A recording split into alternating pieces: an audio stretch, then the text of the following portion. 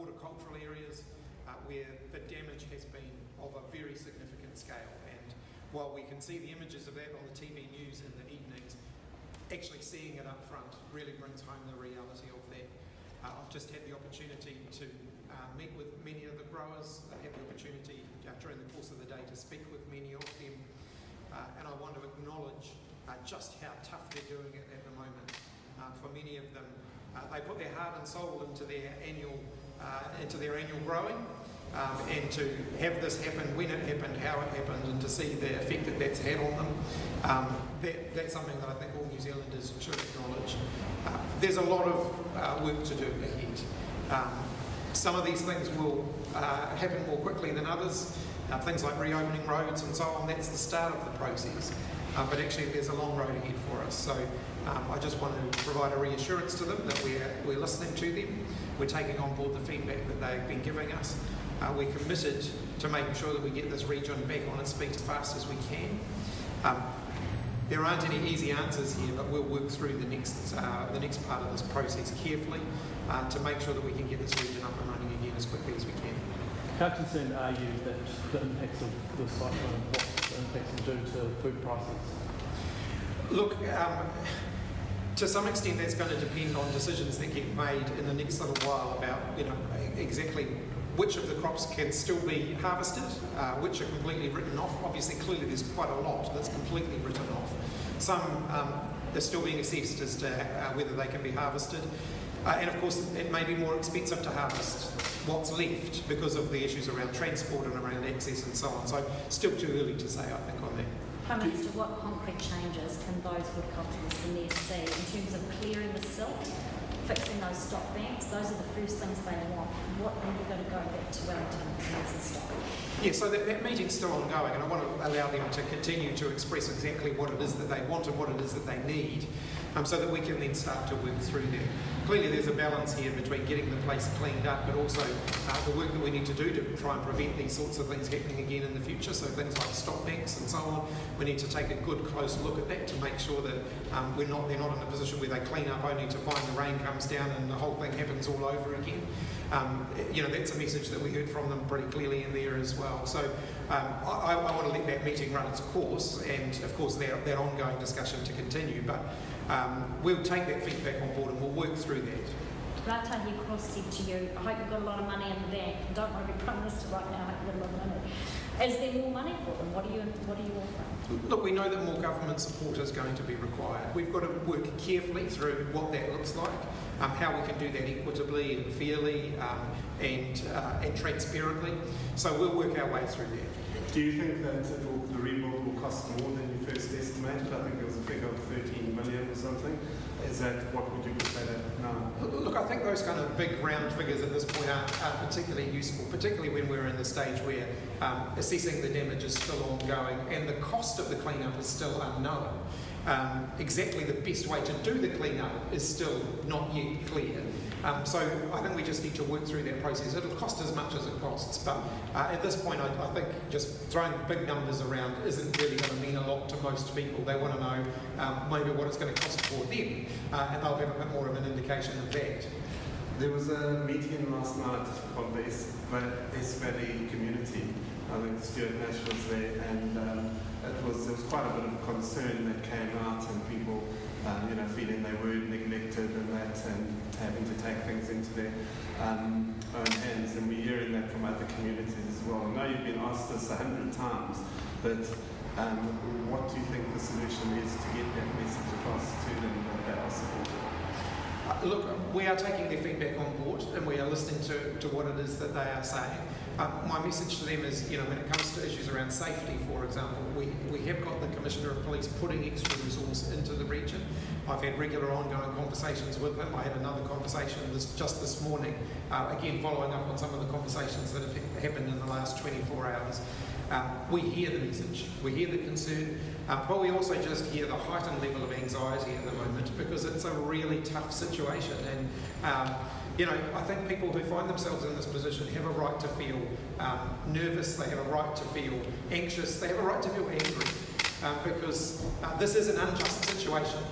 And so I fully understand the level of emotion that's out there at the moment. I totally get that. It's justified, it's fair, and we will take that on board, and we'll certainly, we're listening to what people are saying. What's your immediate response to that, though? I mean, they're wanting the defence force there and they're wanting more boots on the ground as soon as possible. What's going to happen right now for them? Yeah, so we have got 145 extra police on the ground now. Stuart Nash, local MP, Minister of Police, will be meeting again with the police today, locally, just to make sure that they're getting all of the support that they need. On Commissioner Costa, a bit was made about some communication breakdowns this week around guns being held to road workers. We've had that meeting, as we've talked about, and obviously the community are concerned about safety. Are you losing any confidence in your police commissioner? Look, I've had a conversation with him this morning. He's expressed, disappointment that the police gave me the wrong information. And of course I was disappointed that they gave me the wrong information as well, although as I always do, I'll accept responsibility for my own comments, and I've made it clear that I regret passing on that information. It was incorrect. And I think the key point now is that we are taking on board the feedback that we've received from those communities. So just not to hammer on about this, but Commissioner Costa, you happy with the work he's doing? Yes, but clearly the situation was far from ideal. Where did it fall over? At what point? Because the police commander says she passed the information on about what was happening. Yeah, so the Commissioner is looking at that. I haven't got a clear explanation at this point as to exactly where internally the police communications broke down, but it was clearly internally within the police. Rob Campbell is still the chair of EPA. Do you have confidence in him and his role? I understand he's having conversations with the Minister for the Environment today, as he had conversations with the Minister of Health yesterday. Clearly there are processes that need to be followed in these sorts of circumstances, and as I said yesterday around the health situation, I need to allow the Minister to run through the appropriate process. Sure. Does the government have double standards here? Rob Campbell's not good enough for Te Whatu Ora, but he's good enough for EPA. As I said, there's a process in train here, and until that process is complete, I don't think it would be appropriate or fair for me to make a comment on that. There are processes of natural justice that come into play here, and we just need to continue to work through that process. Rob Campbell says he was removed in part because the government wants to play down co-governance. Is that the case? Let me be absolutely clear here. This is nothing to do with co-governance or the policy direction of health reform. This is to do with preserving and protecting something that I think that we should regard as very important, which is the political neutrality of our government institutions. Prime Minister, finally, you're quite adamant you don't need the Defence Force on the ground here any more than what they are in a policing role. Is that what you're telling the community here?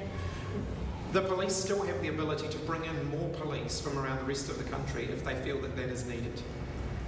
For growers, as you reviewed today, one of the concerns was they're in a sort of different situation to a lot of industries, and a lot of their crops are uninsured because the insurance companies won't insure them for this kind of disaster. Would that surprise you? Look, it's not a sector that I've spent a huge amount of time working in. It's not something I've had ministerial responsibilities for. So that was one of the things that has been useful for me about the last couple of weeks, actually. I think getting on the ground, it's not just about photographs for the TV news at night. It's actually also about hearing from people who have been affected by these events, so that we can make sure that a government response is actually taking on board the real and lived experience of those on the ground. Now, you've touched on it already, but I think there's 25 million for growers at the moment allocated. You think that will be going up in the next few weeks? As I've indicated, look, we know that more support is going to be required. We've made a start. The start was really just about let's get boots on the ground as fast as we can and get some things happening within days. Half of that money is already, or nearly half of that money is already in bank accounts of the growers, so that in the primary sector, so that they can actually start that work. And there are more applications being processed by the hour, every hour. We're working as fast as we can to get that money into their hands, so that they can actually do something with it.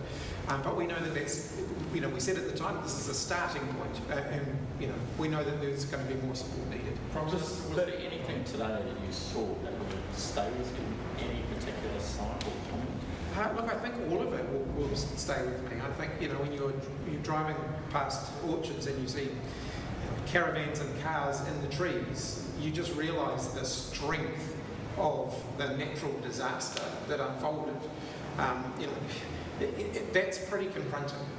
and the depth of the silt in areas. Seeing people, clearing out their household contents at the side of the road because that's the only place that they can put it.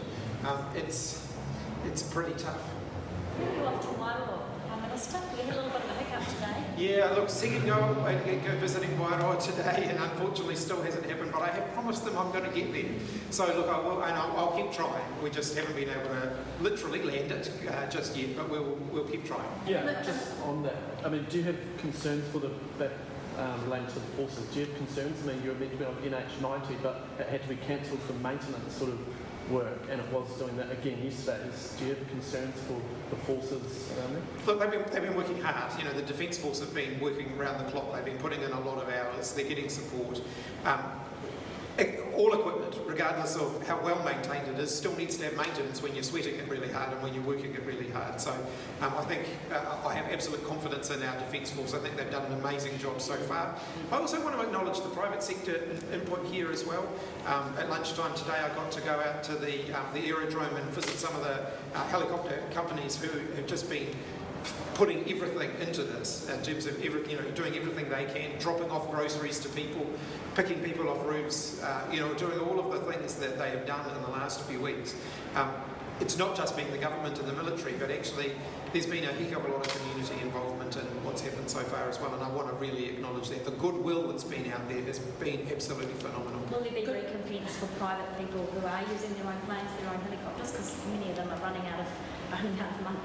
Yeah, look, I haven't had the chance to even look at that yet. There is, I think, some support available through NEMA, but we'll take that away and have a. It wasn't actually raised with me when I met with them, but we'll certainly keep looking at that. Do you have Barber, who's the chair of the local of Ngāti Nunu, he said yesterday that he's a little bit uncomfortable with the Lotto draw and he would like a high-level discussion to be held about it. Do you still stand by your decision, and is that the right way to go given the gambling community? Yes, I do. This is a Lotto draw that would be happening anyway. What we're doing is directing a greater share of the proceeds of that to a cause which I think all New Zealanders will get behind.